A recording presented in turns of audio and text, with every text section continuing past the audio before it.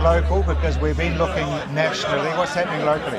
Well, locally, I've been able to say here in the Ministry of Primary Industries tent that what we're talking about is delivering to the people of Canterbury our government initiatives. That includes the Irrigation Acceleration Fund, the Crown Irrigation Investment Limited, but more importantly, top of mind for people locally at the moment is the effect of the downturn in dairy price and also the El Nino effect, the drought effect. So we're talking about the Rural Support Trust and how we are supporting them to support the farmers and farming families of Canterbury, and also around the mental health support. So that's businesses getting together with government and everybody realising that the future of the province is around the health of our farming communities.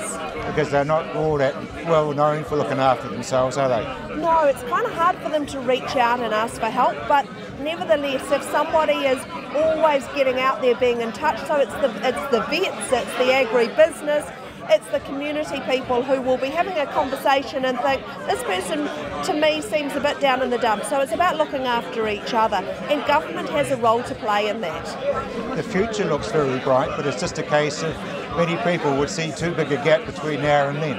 That's absolutely right. So we need to have a broader, big picture about how to make sure that businesses grow, that businesses are able to be, robust and get through the bad times, like a lower dairy payout or a drought. So we need to manage day to day, but at the same time have a big picture view as to how we can make businesses stronger and sustainable through that. It's nice that we're in the MPI tent, because they're going to guard our borders a bit more severely now. Certainly grow and protect, that's the catch cry, that's the words that we use to describe the work of Ministry of Primary Industries. We're celebrating 20 years of the detector dogs, and they do a fantastic job on the border, but we've got to be so vigilant. New Zealand's primary industries is so important to us as an economy that we have to look out for the sort of incursions that can bring our sector to its knees. Very, very important, and for Nathan Guy, our Primary Industries Minister, his number one priority. And I am able to join him alongside of that and support him in that role. So we can feel a bit more comfortable because there's a lot of stuff that does arrive at our airports and ports.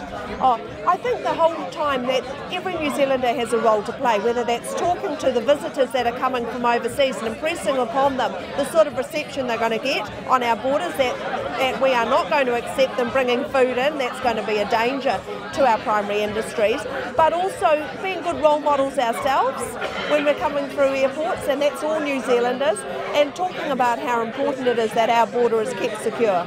Are you doing something with CPIT as well? Yes, Aoraki Polytech has announced, there's a merger been announced between the two polytechnics. Now I see that as being really, really exciting for Aoraki. They're a very small polytechnic, and they will be able to call on the resources of the larger polytech. I think that CPIT has been very focused on Christchurch, and that we can help them to deliver education to the rural hinterland. That's something Aoraki's good at, and so I see an exciting future. It's been a nervous time for the Aoraki Polytechnic staff, and in some ways for the students as well, but I think there is very real prospect now of a bright future. They do quite a bit in agriculture with primary ITO. They certainly do quite a lot, and they are going to be the agribusiness centre of excellence for the Canterbury region. That's very exciting.